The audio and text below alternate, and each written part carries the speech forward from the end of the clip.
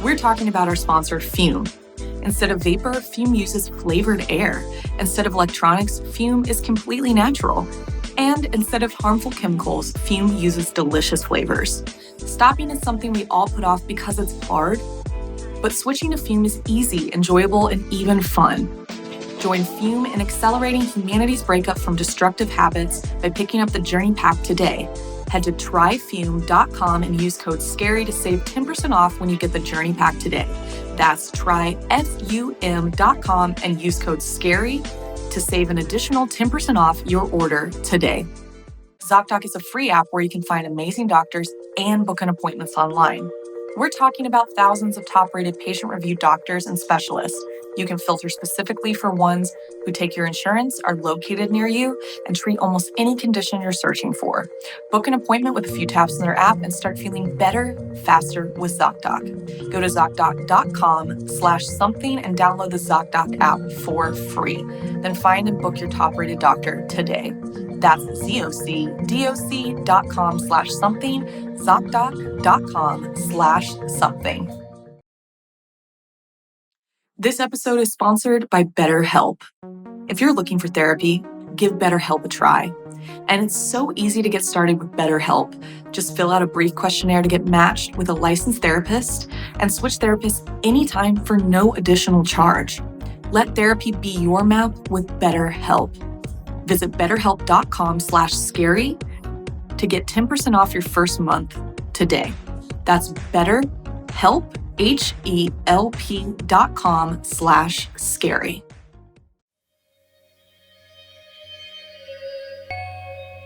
Hello, I'm Blair Bathory, and this is the Something Scary podcast.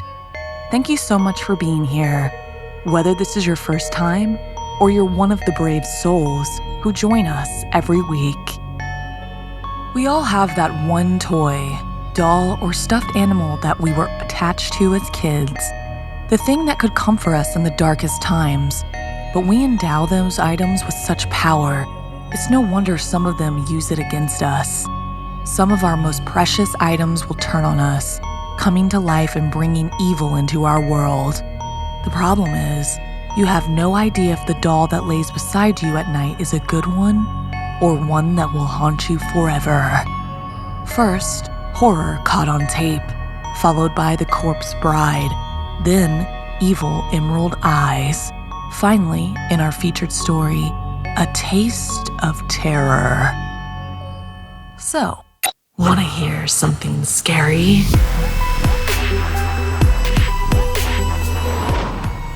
Mannequins of the Macabre.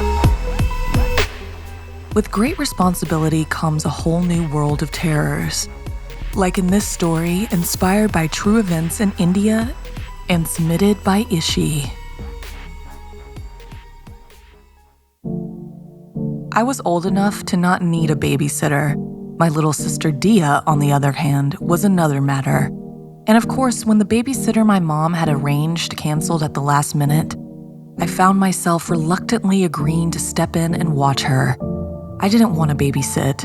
I was busy working on my YouTube videos, pouring my heart and soul into each one, but nothing had gone viral yet, so I figured I should take a few extra bucks and take the job for the night. Before she left, my mom ordered us a pizza and gave us strict instructions not to get into any trouble. I assured her that we would be just fine and couldn't help but roll my eyes when Dia giggled with excitement at the thought of an unsupervised night. As soon as my mom's car disappeared down the street, I went to my room to work on my videos. I had no intention of playing babysitter all night. Dia burst into my room, begging me to play with her and her Barbie dolls. I explained that I was busy and she left in a huff. That's when the trouble began. Dia, in her first attempt for attention, started to sabotage my video-making efforts. First, she turned the TV volume up so high that it messed with my audio. Then, she flicked my bedroom light switch off and on, making my recording go haywire. For her final act, she managed to cut off the internet connection, leaving me furious. I couldn't take it anymore. I stormed down the stairs to confront her. She greeted me with an innocent smile. as if she hadn't done anything wrong. She denied all involvement in the pranks, but it was clear that she was behind them. How could she not be? With a sigh, I realized that I had no choice but to play with her. Maybe, if I did that for a while, she would leave me alone to do my work. But then, an idea struck me. I could film us playing, turning her games into content for my channel. Maybe that could be the breakthrough I needed. It was definitely worth a try. I set up my camera, making sure it was recording. Dia and I carefully arranged the Barbie dolls on the floor in order of her favorites. We were in the middle of introducing each doll when the lights suddenly went out, plunging us into complete darkness.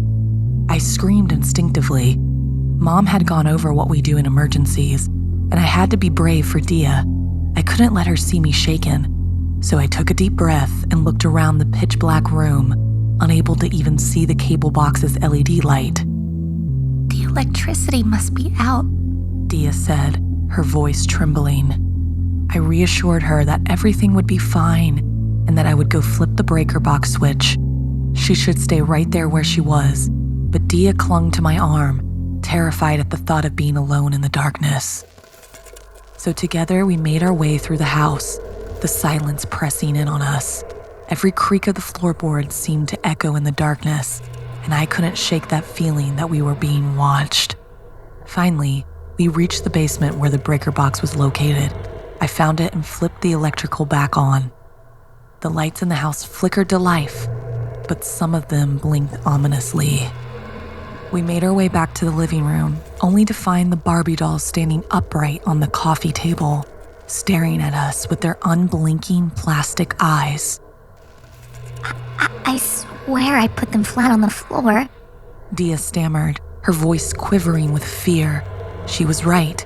We had carefully arranged them on the floor before the lights went out. I glanced at my camera, which had been knocked out of its position during the commotion after the power outage. Curiosity got the best of me, and I decided to check the recorded video. What I saw chilled me to the bone. In the video, a dark shadow seemed to be moving in a circular motion around the Barbie dolls. It was as if they had come to life. Their plastic eyes, worn out from years of play, sparkled with an eerie, malevolent glow. The dolls began to stand up on their own, their tiny plastic limbs moving with a life of their own. They turned toward the camera, and then the video abruptly cut to static. I didn't show the video to Dia. I knew it would terrify her. Instead, I told her that I had moved the dolls while she was crying in the dark. But the image of those dolls coming to life still haunts me. I had played with those same dolls growing up and never experienced anything like that. I couldn't explain it, but I was convinced that Dia had been telling the truth. Those Barbie dolls were responsible for all the strange occurrences in the house that night. The flickering lights, the TV, and the power outage. I still think that video might make me famous, but I don't want to give the dolls that power. They had a life of their own, and the thought of it still sends shivers down my spine. Have you ever been babysitting or home alone and had something scary happen? If so, tell us your story by sending us an email at somethingscary@snarled.com. Cold turkey may be great on sandwiches, but there is a better way to break bad habits. We're not talking about your weird neighbor that tries mind voodoo or your best friend that uses a Ouija board. We're talking about our sponsor, Fume, and they look at the problem in a different way. Not everything in a bad habit is wrong, so instead of a drastic, uncomfortable change, why not just remove the bad from the habit? Fume is an innovative, award-winning flavored air device that does just that. Instead of vapor, Fume uses flavored air. Instead of electronics, Fume is completely natural. And instead of harmful chemicals, Fume uses delicious flavors. You get it. Instead of bad, Fume is good. It's a habit you're free to enjoy and makes replacing your bad habit easy. Your Fume comes with an adjustable airflow dial and is designed with movable parts and magnets for fidgeting, giving your fingers a lot to do, which is helpful for de-stressing and anxiety while breaking your bad habit. I recently tried it and I really enjoyed the taste. It kind of was like a herbal tea, I also really like the look of it. It's really sleek and it fits really well on my hand and my pockets. Stopping is something we all put off because it's hard, but switching to Fume is easy, enjoyable, and even fun. Fume has served over 150,000 customers and has thousands of success stories. And there's no reason that can't be you. Join Fume in accelerating humanity's breakup from destructive habits by picking up the Journey Pack today. Head to tryfume.com and use code SCARY to save 10% off when you get the Journey Pack today. That's tryfum.com and use code SCARY to save an additional 10% off your order today. Have you ever known you needed a doctor, but you were too busy to look for one? And then suddenly you need to see a doctor, can't wait anymore, and you're scrambling to get a recommendation and make an appointment. That was me last year, and it was way too stressful. If that sounds familiar, then ZocDoc is for you. ZocDoc makes finding a new doctor so easy. You don't need to ask everyone you know for a reference. ZocDoc is a place to not only find a doctor, but to find one who has amazing reviews and takes your insurance. And many have appointments available within 24 hours. ZocDoc is a free app where you can find amazing doctors and book an appointments online. We're talking about thousands of top-rated patient-reviewed doctors and specialists. You can filter specifically for ones who take your insurance, are located near you, and treat almost any condition you're searching for. Book an appointment with a few taps in their app and start feeling better, faster with ZocDoc. It really couldn't be easier. I use ZocDoc and you should too. Go to ZocDoc.com/something and download the ZocDoc app for free. Then find and book your top-rated doctor today. That's ZocDoc.com/something, ZocDoc.com/something. Most department store mannequins are generic looking with an androgynous figure. They can be slightly unnerving, but you wouldn't mistake them for an actual person. However, if you were to visit a certain bridal store in the small town of Mexico, you might just have a very different experience. Violet had been begging her friend Gemma to visit the town of Chihuahua, Mexico for a long time. She was obsessed with dark tourism and promised her friend that unlike some of the other successful trips, this one would be the real thing. Gemma was used to her friend's eccentricities and gave in as usual, making the travel arrangements to go visit the town. Soon they were walking along the Mexican high street, looking for the reason for this impulsive trip. "There it is," called Violet, pointing at a building and hurrying across the road. Gemma looked at the window display of the small bridal dress store and gulped. When Violet had told her about the strangely lifelike mannequin bridal doll dubbed La Pascuala, the corpse bride, she hadn't believed it could possibly be as realistic as the story suggested. But now, as they stood in front of the shop, as many had before, they couldn't help but marvel at just how much the figure resembled an actual human body. "Let's go inside and look properly." The women headed into the bustling store. There were some actual customers busying themselves with the task of choosing a dress for their special day, but there were also a few fellow sightseers who'd come to take selfies with the most famous mannequin in Mexico. It took a few minutes before they could get close enough to truly see the attributes that were allegedly proof of exactly what and who this really was. Violet grinned in delight as they saw for themselves the wrinkles on the dummy's hands, the veins on her legs. She appeared to have fine hairs on her arms and face and the most realistic eyes and lashes. Gemma couldn't believe the color of her skin either. It was almost impossible to get so exact. The person who had made her must have been extremely talented. Either that or... "Now do you believe me?" asked Violet as she pulled out her cell phone to take a selfie with the figure. "This is no ordinary store mannequin. This is the mummified corpse of the owner's daughter, who tragically died the day before her wedding. Back in the 1930s, people couldn't believe it when she appeared in the window, since she was and is still the mirror image of the dead daughter." Gemma shivered as she looked at the artifact that attracted so many visitors. Violet was still taking pictures when a member of the staff walked over to them. For a moment, Gemma thought they were going to be told off even though the lady was smiling. I see you've come to marvel at our beautiful bride. Our beautiful bride, Mannequin, she added. Then she looked around before quickly whispering, "Come back when it's night for a real show." And then she scurried off to help a mother and daughter with a dress. So later that night, when the streets were empty and most everyone else was in bed, Violet and Gemma stood outside of the bridal boutique.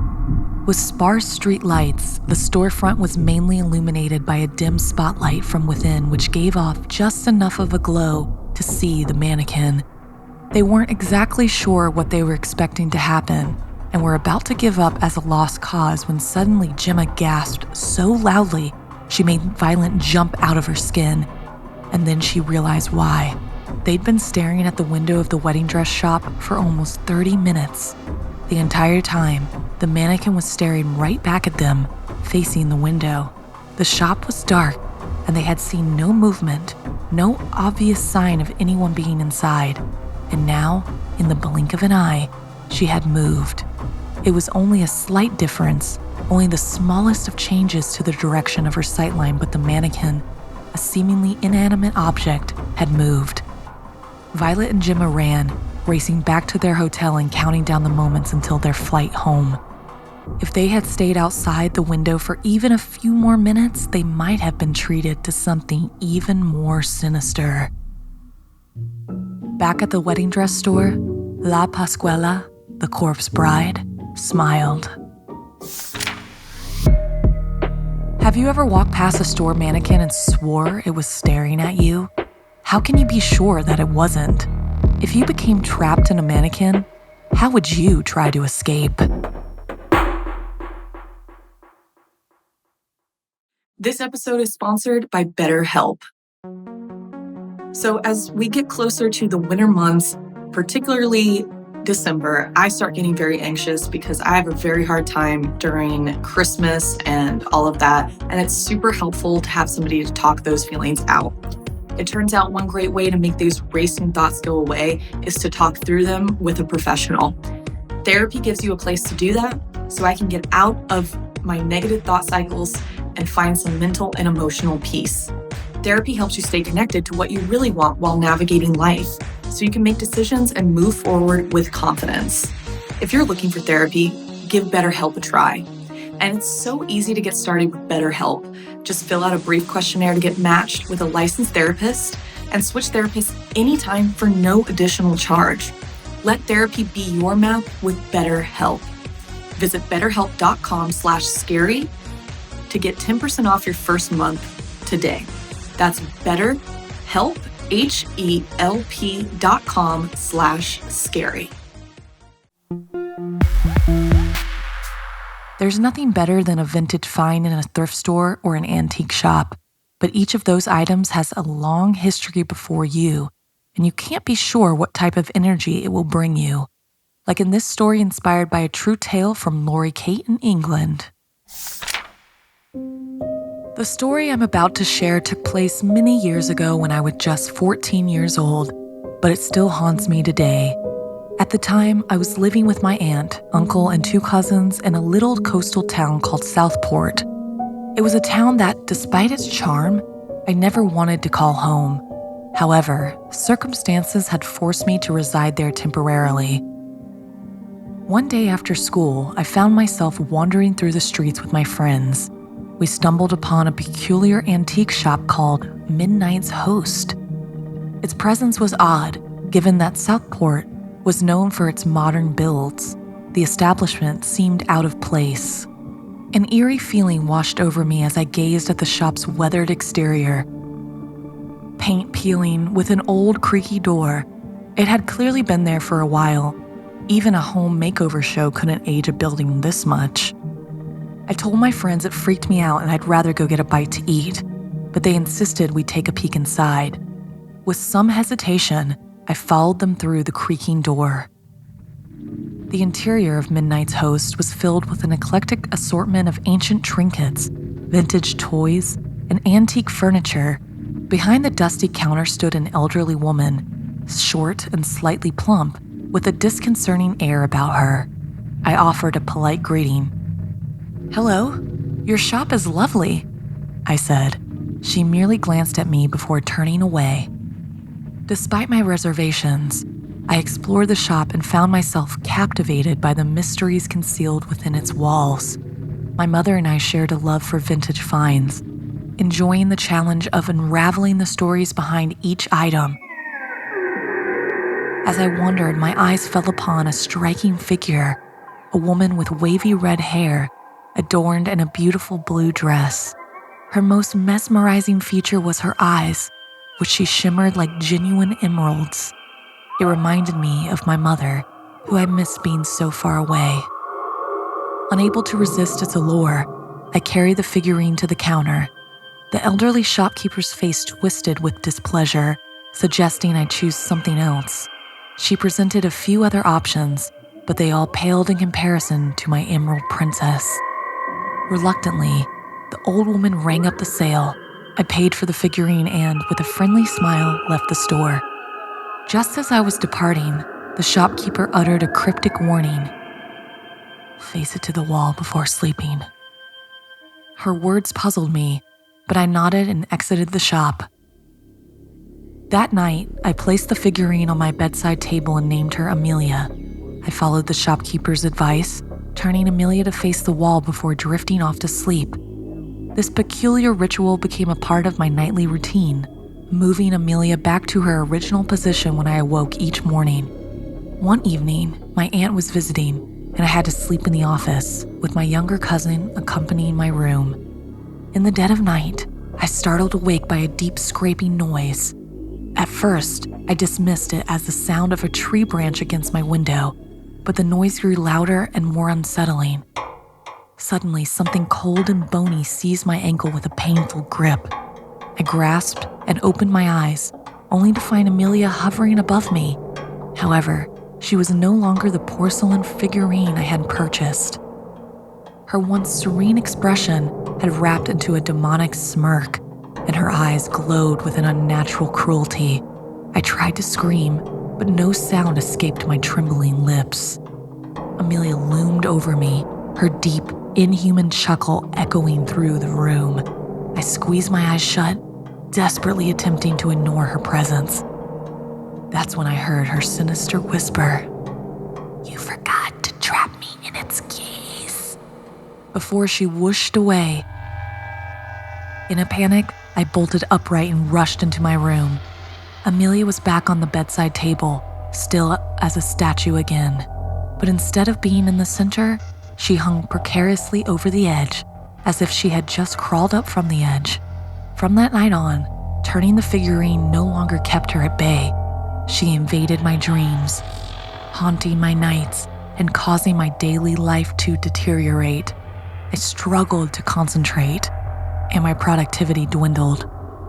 A few weeks later, my breaking point arrived. I stormed back to Midnight's host and handed Amelia back to the shopkeeper, insisting that she keep my money. I packed up and left Southport, returning to my mother's home in Newcastle, needing to be far away from the shop and the figure and the memories. Yet, even now, long after that dreadful night, I cannot shake the feeling of a pair of dim, green lights watching me in the darkness. Perhaps it's just my imagination, but I can never be entirely sure. What type of items have you found that held a powerful energy? Was it positive, or did it bring you terrible luck?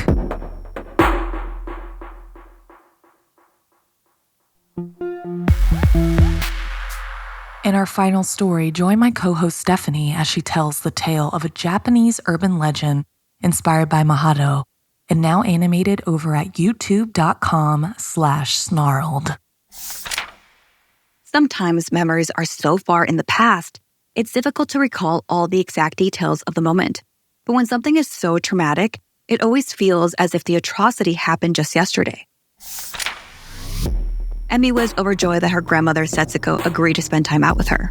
Given that her grandmother rarely went out, being nearly 100 and tired from a challenging life, it was a big deal. Her grandmother had always been a serious and dedicated woman, Emmy deeply valued these joyful, relaxing moments with her grandmother, especially considering her age and the uncertainty of time she had left with her.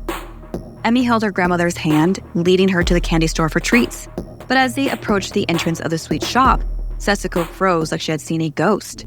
She was standing face to face with something that stood outside of the shop, something that was seen in many candy stores across all of Japan, the wooden statue of Peko-chan. Setsuko was panting heavily and clutching her heart with wide eyes. Emmy didn't know what to do. She had led her to a nearby bench where she could sit down. "What's wrong?" Emmy asked. Setsuko took a breath and in a choked whisper told Emmy that she knew that girl. "What girl?" asked Emmy, looking about and seeing no one nearby. Then she saw the statue. "Oh, do you mean Peko-chan?" Peko-chan was the mascot of a Japanese candy called Milky.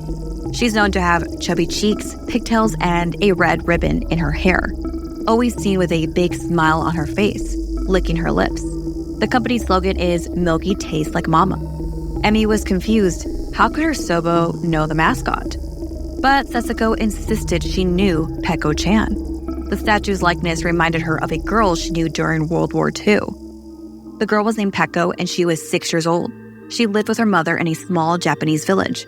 During the war, there was a tremendous food shortage, leading people to starve and look for food. Peko and her mother had to drink muddy water just to stay alive. They chewed on grass and the roots of trees as a desperate attempt at keeping their hunger at bay.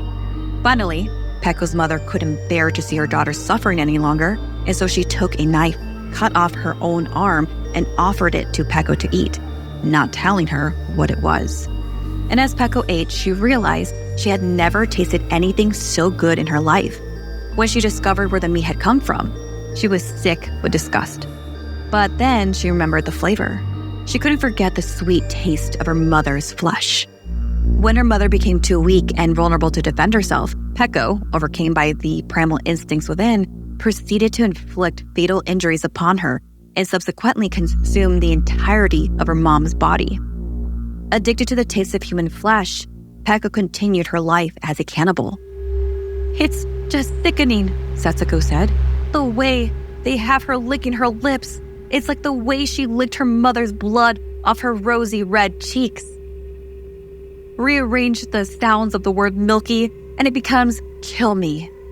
She continued. Those were Peko's mother's final words, begging her daughter to take her pain away. Emmy started observing the candy in the shop window. She realized the slogan of the company, when translated from Japanese, is "Milky tastes like mama." Emmy had another horrifying thought. "What about Peko-chan?" she nervously asked, instantly regretting the question the moment it slipped from her lips. Her voice filled with a combination of curiosity and apprehension. She couldn't help but wonder what the response would be and how it might shape their conversation. It's important to note, the candy company also has another mascot named Peko-chan. This time, it's a young, smiling boy who always wears a blue hat. He is said to be Peko-chan's boyfriend. Setsuko shook her head sadly. Peko was a 7-year-old boy who lived in Peko's neighborhood. After devouring her mother, Peko was still hungry. So she attacked Peko, breaking open his skull in order to eat his brains. Peko was in such pain that he bit his own tongue and swallowed it before he choked and died.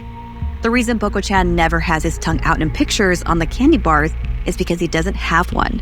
And the reason he always wears a blue hat is to hide his broken skull and missing brains. Setsuko started to cry, the memories becoming all too much. Emmy tried to calm her grandmother, but she knew that the way her grandmother was reacting, that this was deeply something so horrific in her life that it shook her this badly. Also, seeing this smiling, cannibalistic little girl selling yummy treats doesn't help the cause. And who knows what makes them so yummy? After all, the company's slogan is "Milky tastes like mama." As the resemblance between their products and human taste intensifies, one wonders how long it will be until a mere candy fails to satisfy their customers' desires, leaving them yearning for the authentic experience.